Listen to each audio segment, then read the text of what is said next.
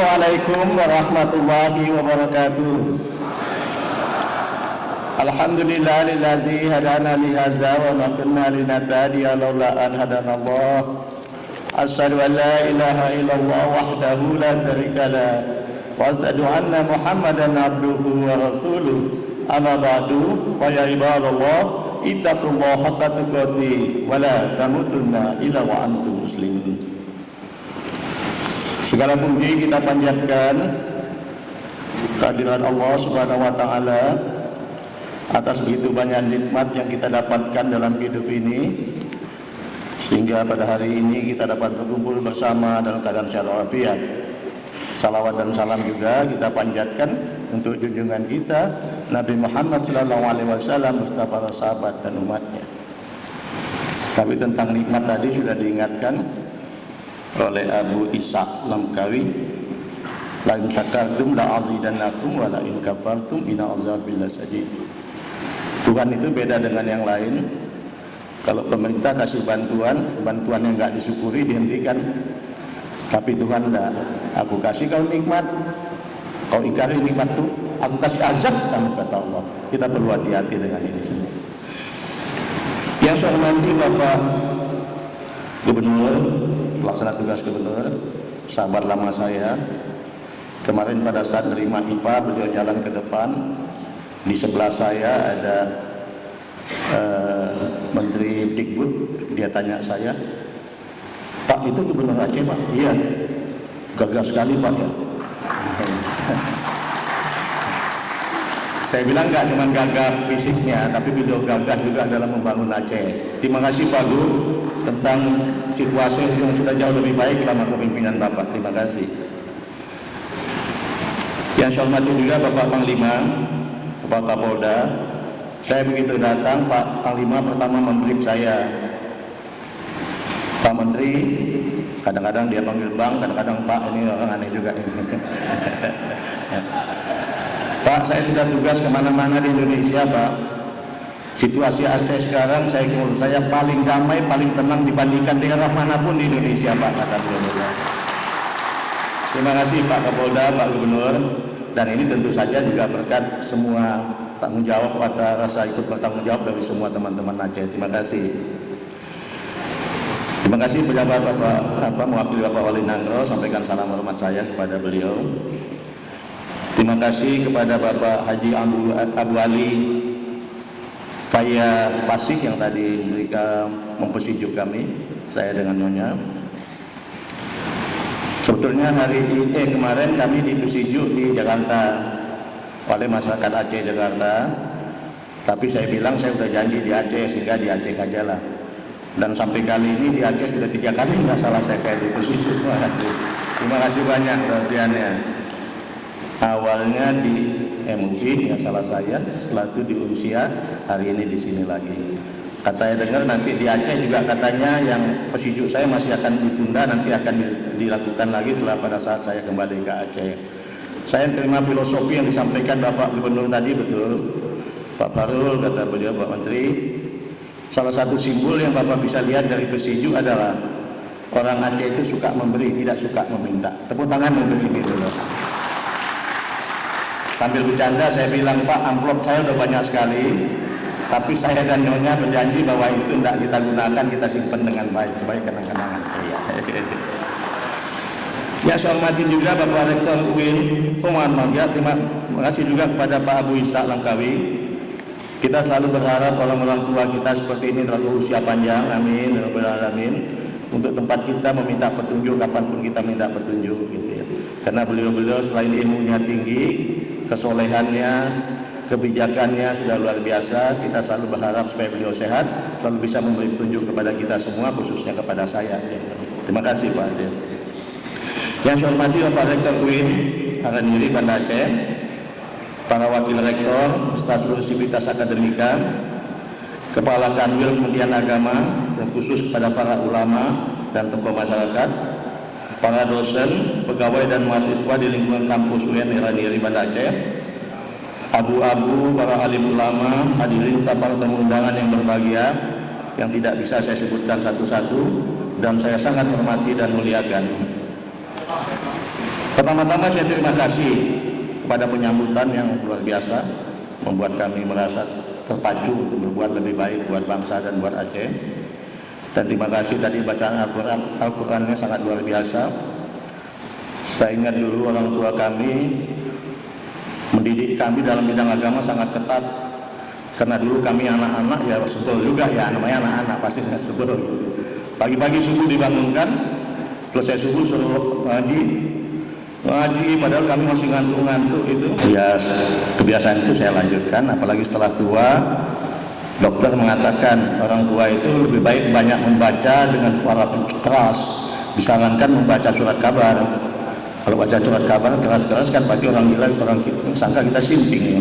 Sehingga saya gunakan untuk membaca Al-Quran. Saya tiap pagi selesai pulang masjid pasti membaca Al-Quran dan suaranya keras sekali. Sehingga kalau cucu saya bilang, senang kalau di tempat kakek. Kenapa? Kakek ngajinya suaranya keras sekali, jadi setan-setan pada takut katanya. Padahal mungkin tidak ada kaitan sama itu. Terima kasih juga salawat badarnya, sangat menyentuh hati, mendorong semangat kita semua. Terima kasih juga pada rekan pesijud. Saya dan Nyonya merasa sangat terdorong semangat karena mendapat restu dari semua teman. Terima kasih juga pada lagu Indonesia Raya yang dilakukan dengan semangat. Kadang-kadang kita melihat orang nekat yang tangan ini lagu Indonesia Raya, tapi lagunya aja lesu banget gitu ya. Yang mimpinnya juga lesu. Tapi tadi kelihatan patah-patah banget. Terima kasih banget ya. Terima kasih juga tentang Darussalam tadi. Saya SMA di Darussalam, jadi saya Mars itu masih ingat saya dan sangat bersemangat kami menyanyikan Mars Darussalam itu. Apalagi dulu awal-awal Darussalam dibentuk gitu ya. Terima kasih. Saya selalu membawa istri saya dalam kegiatan-kegiatan seperti ini karena memang kami keluarga besar di Kementerian Agama ini, mulai tingkat pusat sampai dengan tingkat paling bawah, sehingga bisa berkomunikasi dengan istri-istri yang ada di sini untuk bagaimana mendukung suami melaksanakan tugas-tugasnya. Semua wanita saya rasa ingin menjadi Siti Khotijah yang selalu mendorong semangat suaminya. Pada saat suaminya lesu, bisa kita baca dia mengambil selimut menyelimuti Rasulullah. Pada saat Rasulullah terlalu bersemangat terlalu tinggi, dia meredamnya. Setiap ada diminta memberikan korban nikah, biasanya saya kutip ayat potongan Al-Baqarah, "Kunna libasun lakum wa antum libasun lahunna." Sesungguhnya istri-istri kamu itu adalah pakaian bagimu dan kamu pun jaga pakaian bagi mereka. Mungkin salah satu aspek pakaian ya tadi itu. Pada saat kita lihat suami kita agak lesu, kita berfungsi sebagai pakaian jaket yang tebal menghangatkan dia. Pada saat dia kelihatan emosi, kita pakai pakaian yang lebih tipis sehingga dia lebih tenang. Mudah-mudahan itu filosofi itu masuk juga dalam kegiatan kita pagi ini. Terima kasih. Teman-teman sekalian, bapak-bapak yang saya muliakan, saya hadir ke Aceh ini pulang kampung ya pasti, mengingatkan memori saya akan masa lalu di kota ini. Sungguh terasa sangat nyaman, dan yang paling penting adalah dapat bersilaturahmi dengan masyarakat Aceh pada umumnya, bertemu dengan para ulama, dan hari ini alhamdulillah dapat berdialog dengan Sivitas Akademika UIN Haramiri Banda Aceh. Selama saya datang mulai kemarin sampai hari ini, saya sudah mengisi kuliah ceramah subuh di Masjidil Baitur Rahman, kemudian bertatap muka dengan ulama. Setelah itu mengisi Maulid Nabi di Sekwala, bertatap muka dengan ulama, sholat di Masjid Ar-Rahim dan Ar-Rahman di Merduati, dan memberikan beberapa pembekalan. Dan hari ini saya muncul di sini, dan siang nanti kami akan kembali ke Jakarta. Alhamdulillah kami semua senang bisa melakukan tugas dengan baik dan bisa bertemu dengan teman-teman semua. Sebagaimana diketahui bersama, Bapak Presiden Republik Indonesia telah memilih dan mengangkat saya sebagai Menteri Agama Republik Indonesia. Sebuah tugas yang tidak ringan tapi sangat mulia. Untuk itu pada kesempatan yang sangat baik ini saya ingin meminta doa dan support atau dukungan dalam menjalankan amanah yang diberikan kemudahan-kemudahan dalam saya menjalankan tugas itu. Amin ya rabbal alamin. Misi utama atau tugas pokok dan fungsi utama Menteri Agama adalah merumuskan dan melaksanakan kebijakan-kebijakan di bidang agama, meliputi agama Islam, Kristen, Katolik, Buddha, Hindu, dan Konghucu. Tentu saja umat Islam jadi umat yang sangat besar atau terbesar, perhatian harus lebih penuh diarahkan ke sana. Selain dalam masalah pembinaan masyarakat Islam, kami juga melakukan pendidikan Islam, masalah menata haji umroh, mengurus zakat dan wakaf, dan lain sebagainya. Support dari atau dukungan dari teman-teman di Aceh sangat penting buat saya, karena memang saya berasal dari Aceh.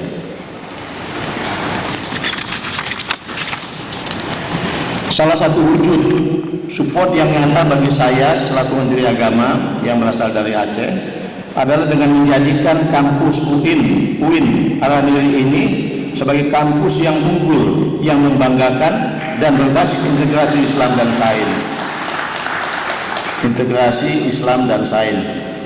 Jadi kadang-kadang orang seolah-olah melihat sebelah mata pendidikan Islam itu seolah-olah diajar mengaji saja, padahal sekarang sudah luar biasa sekali. Saya bawa beberapa teman dari Kementerian Agama. Saya tanya, Anda sekolahnya di mana? Di pesantren. Ya Pak, pesantren lama sampai selesai bla bla bla bla. Terus saya dikirim ke Amerika 5 tahun, di Belanda sekian tahun, sekian wah. Jadi orang mengira tadinya Kementerian Agama, orang pendidikan agama itu belajar mengaji, seolah-olah cuma itu. Sekarang luar biasa. Ada salah satu teman di sini yang dengan bangga dikenal oleh Pak Daud Fateh kemarin. Pak, beliau ini menguasai 7 bahasa, Pak. Tepuk tangan dulu. Nggak usah saya sebut namanya, nanti kalau saya sebut namanya jadi GR dia kan. 7 bahasa, Pak. Dia pernah pendidikan di Sekolah Bahasa Arab, jelas dia. Pernah pendidikan di Amerika, di Belanda, di Jerman, di mana lagi gitu ya. Jadi luar biasa. Jadi jangan sains itu luar biasa pentingnya buat kita semua. Salah satu kunci utama dari keberhasilan UIN Araniri ini adalah karena selalu menjaga persatuan, memperbanyak sinergi dan kolaborasi, bukan saling mencaci, bukan menebarkan fitnah atau mencari kelemahan yang pada akhirnya akan menghancurkan peradaban umat Islam itu. Lihat apa yang sedang dan telah terjadi di Timur Tengah, di mana perang saudara telah berkecamuk begitu mudah dan cepatnya, menghancurkan segala aspek kehidupan. Pada tahun 75 saya sempat berkunjung ke Beirut. Itu seperti surga dunia, kota yang sangat wangi, indah gitu. Tapi beberapa tahun kemudian saya tugas komandan kontingen di Irak. Saya coba main ke Beirut, itu sudah kota yang luluh lantak, tidak ada apa-apanya. Sangat disayangkan, itulah yang terjadi. Dan bukan cuma itu aja, saya kira di mana-mana juga seperti itu kalau kita tidak hati-hati. Kita mesti belajar dari kejadian mereka itu. Hemat saya dengan melihat berbagai pengalaman sejarah dan peristiwa bahwa cara yang sangat efektif dalam menghancurkan umat Islam adalah dengan mengadu domba dan menebarkan kebencian satu sama lain. Tentu saja kita semua tidak ingin semua itu terjadi. Untuk itulah saya berpesan agar seluruh sivitas akademika UIN Araniri selalu bergandengan tangan bersama-sama mengembalikan kejayaan peradaban Islam melalui dunia pendidikan. Rektor hadirin yang terhormat, kita mesti ingat bahwa nama UIN Aceh ini dinisbahkan kepada nama seorang ulama besar dan mufti yang sangat berpengaruh dalam pengembangan pemikiran Islam di Asia Tenggara, khususnya di Aceh, yakni Syekh Nuruddin Araniri, di mana beliau berkiprah pada masa Sultan Iskandar Tsani tahun 1637 sampai 1641 yang berasal dari Rania di Gujarat, India. Dengan mengingat nama tokoh ini dan juga fakta sejarah bahwa UIN Araniri merupakan perguruan tinggi keagamaan Islam negeri ketiga yang berdiri setelah Jakarta dan Jogja, luar biasa, maka sudah selayaknya UIN Araniri yang kini telah berusia 56 tahun melesat lebih cepat lagi dan unggul secara nasional di Indonesia dan juga di wilayah Asia Tenggara, serta menjadi destinasi masyarakat dunia. Boleh tepuk tangan itu. Dan saya akan mencoba melakukan apapun yang bisa saya lakukan dalam memajukan ini. Saya masih ingat IAIN ini, saya tamat SMA tahun 1964. Sekolah saya dulu gabung di SMA 1 kami. Setelah itu pada saat dibagi dua, saya ikut yang ke Darussalam.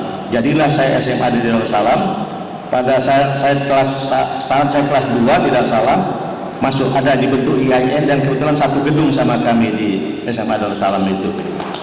Jadi saya punya kenangan juga pada IAIN ini. Tapi nggak tahu masih pada saat itu masih banyak yang ada di sini atau tidak. Tapi tahun 63 itu mulai dibentuk, saya sekolah di SMA Darussalam dan satu gedung dengan teman-teman dari IAIN itu.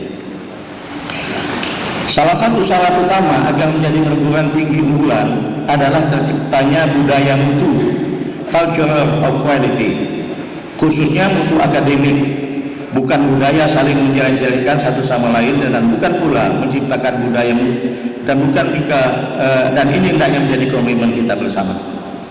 Oleh karenanya saya mengharapkan agar seluruh sivitas akademika di kampus UIN Ahmad Araniri Aceh ini betul-betul berjuang dengan semangat yang tinggi, melesat maju lebih cepat, serta selalu menggunakan budaya energi positif untuk terus bertemu kembang dengan baik. Ingat bahwa lembaga pendidikan Islam melalui kampus UIN Araniri Banda Aceh inilah akan menjadi barometer bagus atau tidaknya ajaran Islam kita. Orang kalau melihat Islam, pasti tempat yang dilihat utamanya adalah Indonesia. Karena Indonesia adalah miniatur dunia, bermacam-macam suku bangsa, bermacam-macam agama ada di sini, dan kita tidak mendasarkan pemerintahan kita berdasarkan agama. Orang pasti akan melihat ke Indonesia, dan kalau orang melihat Indonesia, tempat yang pertama dia lihat adalah Aceh sebagai tempat barometer Islam Indonesia.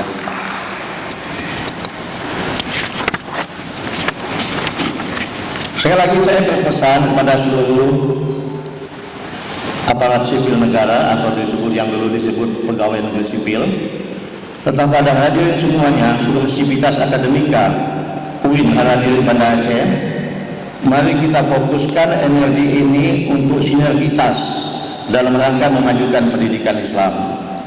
Ada banyak tantangan yang akan kita hadapi, seperti kontribusi apa sajakah yang telah kita persiapkan dalam menghadapi tantangan era revolusi industri 4.0 saat ini atau 4.0 saat ini.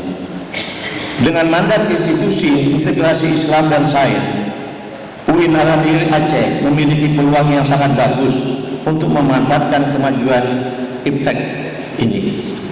Mohon dengan hormat Pak Rektor, nanti gedung baru multi lab dan fisik UIN Araniri Aceh yang akan kita resmikan bersama dapat diakselerasi dalam menangkap peluang dan tantangan revolusi industri, di mana metode pembelajaran ke depan akan banyak berbasis aplikasi dan online learning strategi.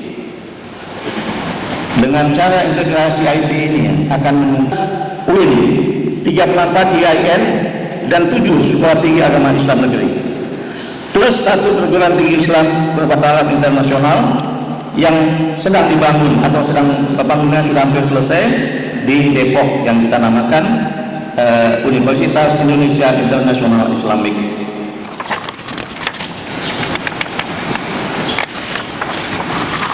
Sekarang banyak sekali mahasiswa asing yang belajar tentang Islam di Indonesia, dan dia ada di mana-mana. Mereka tidak mungkin kita satukan karena kita nggak punya tempat. Sehingga oleh beberapa ulama-ulama kita, beberapa penjabat kita, kalau tidak salah satu motornya juga Pak Yusuf Kala, berinisiatif untuk mendirikan sebuah universitas Islam internasional, dan sekarang sedang dibangun, sudah hampir selesai untuk tahap awal. Mungkin tahun depan ini sudah bisa digunakan, dan itu akan menjadi kampus Islam terbesar, kampus terbesar di Indonesia yang pernah kita punyai. Dan nantinya teman-teman yang akan belajar di Islam di Indonesia tidak usah di mana-mana, cukup ada di situ, dan itu sangat membanggakan kita semua. Karena saya katakan, orang ingin belajar Islam datangnya ke Indonesia, bukan ke tempat lain. Tepuk tangan boleh.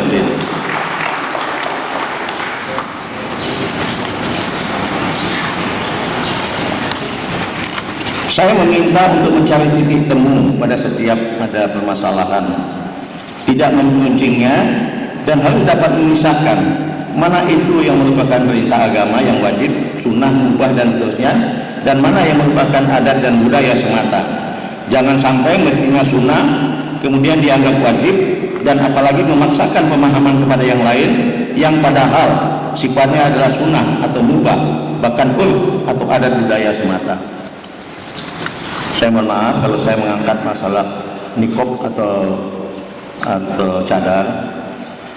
Saya katakan kalau banyak penyimpangan, saya tidak pernah melarang orang memakai cadar. Sekarang untuk ini, saya hanya mengatakan dari pandangan kami ini tidak terkait dengan ketakwaan. Silakan mau pakai. Dan tentu saja bagi PNS yang tugasnya melayani masyarakat dengan penuh kebaikan, dengan senyum yang ramah dan lain sebagainya, ditambah lagi untuk kepentingan keamanan, ditambah lagi ketentuan disiplin di PNS atau ASN, maka memang sebaiknya tidak memakai cadar. Ya. Tapi kalau pakai di rumah, di mana-mana, di luar silakan aja. Saya punya teman yang anaknya pakai cadar, tidak sedikit saya sedikit pun benci sama dia. Kalau saya ketemu dia, dia balik, saya suka bercanda. Siapa ya? Gitu juga. Saya bercanda. Ada teman kita kemarin juga datang dari sini, datang ke acara syukuran tunjuk saya di rumah Pak Kadir. Ada 1-2 orang pakai cadar. Nggak apa-apa kan Pak? Ya nggak apa-apa lah. Siapa yang melarang? Tidak ada. Tapi ibu PNS bukan, ya apalagi bukan PNS gitu ya. Silakan aja. Begitu juga celana gantung, celana cingkrang. Silakan pakai. Dan mungkin teman-teman nggak tahu, saya adalah pencinta celana cingkrang. Kalau ibu bapak datang ke rumah saya pribadi masuk di sana, bukan di hotel sini. Saya pasti pakai celana itu. Malah dibuatkan istri saya dari batik lagi celana itu. Maksudnya supaya memudahkan saya gerakan kemana-mana di rumah dan memudahkan saya ke masjid, karena masjid di sebelah itu pakai tangga agak tinggi. Kalau papa pakai sarung nanti jatuh Pak, lebih baik pakai celana ini aja. Saya pakai itu terus di rumah. Tapi saya yakin dalam hati saya ini tidak ada kaitan dengan ketakwaan. Ini masalah praktik. Boleh pakai silakan aja. Saya tidak pernah melarang. Tolong itu diluruskan. Tidak pernah melarang pakai niqab, tidak pernah melarang pakai celana cingkrang. Silakan. Tapi apa yang saya nyatakan itu membuat teman-teman menteri lainnya, khususnya menteri yang kebetulan agamanya non muslim, saya sangat senang.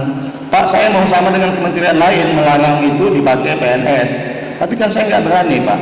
Tapi begitu Bapak mengatakan begitu, kami semua ikut dengan kementerian lain, ya tidak membolehkan orang pakai cadar jadi kerja di PNS, dan juga orang celana cingkrang.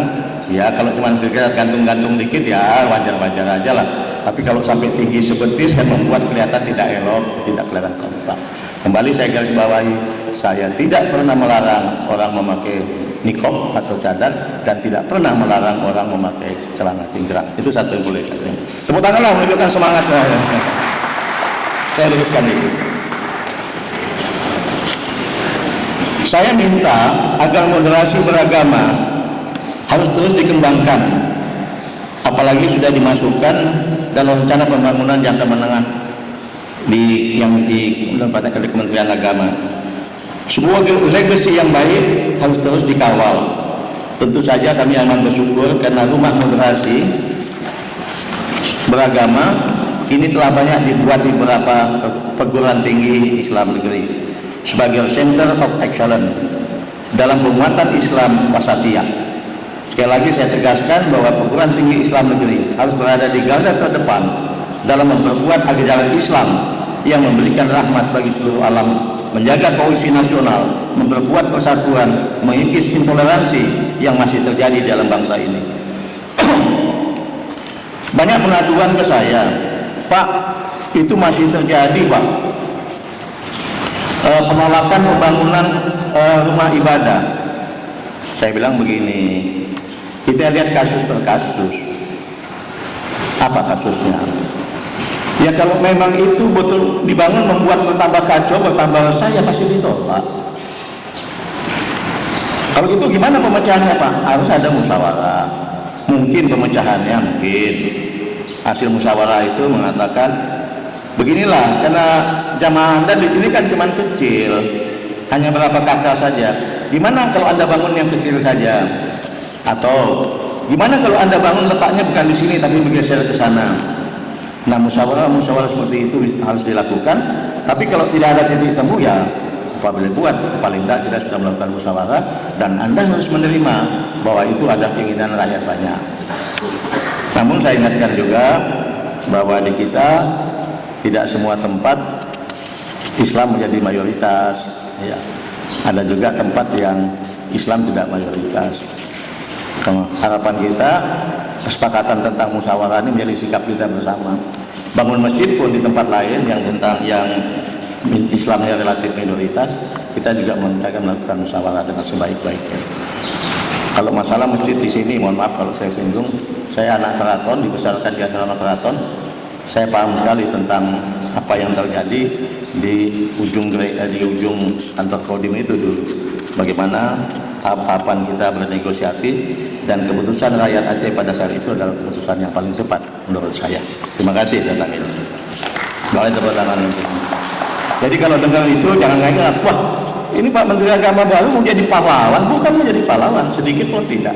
Saya selalu, mohon maaf, dalam situasi komitmen saya tentang Islam tidak akan pernah bergeser.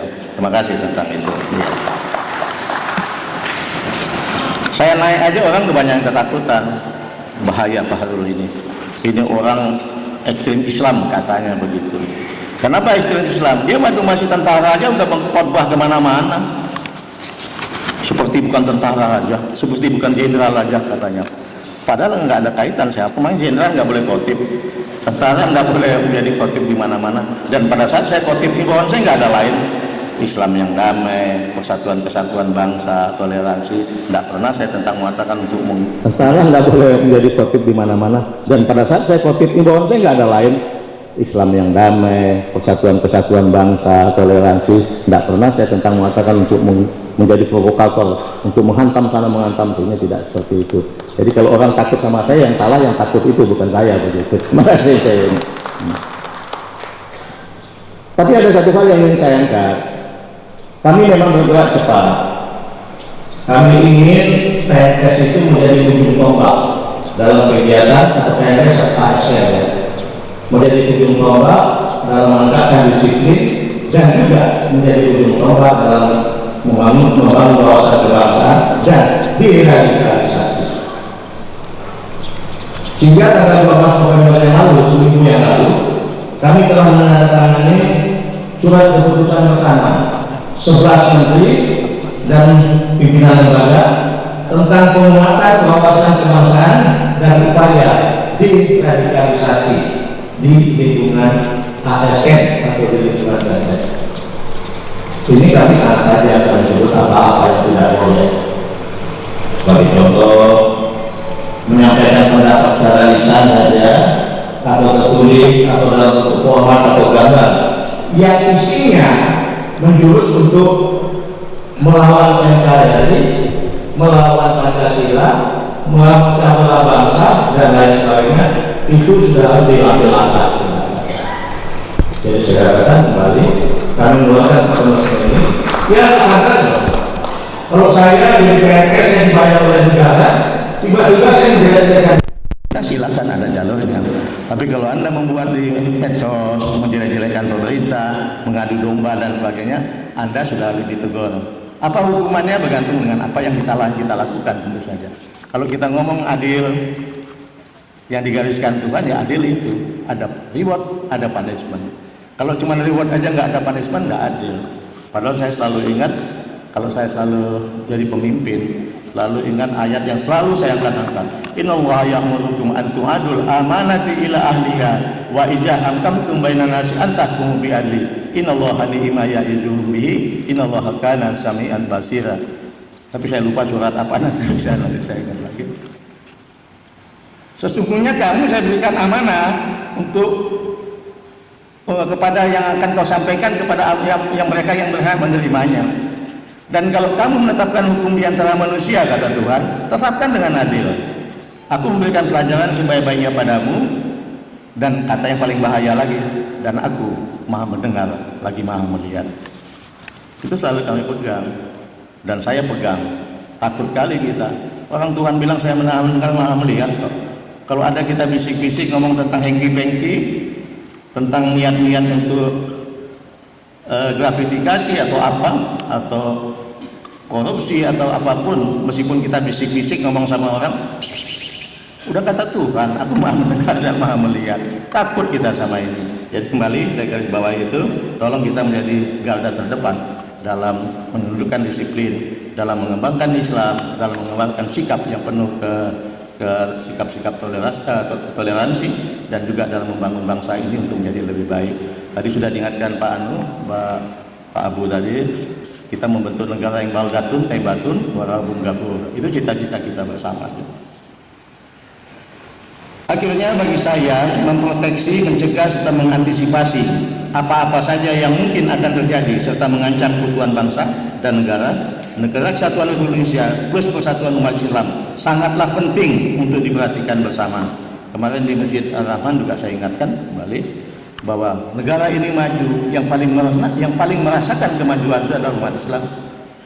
Tapi kalau negara ini pecah, yang paling merasakan kepecahannya adalah umat Islam.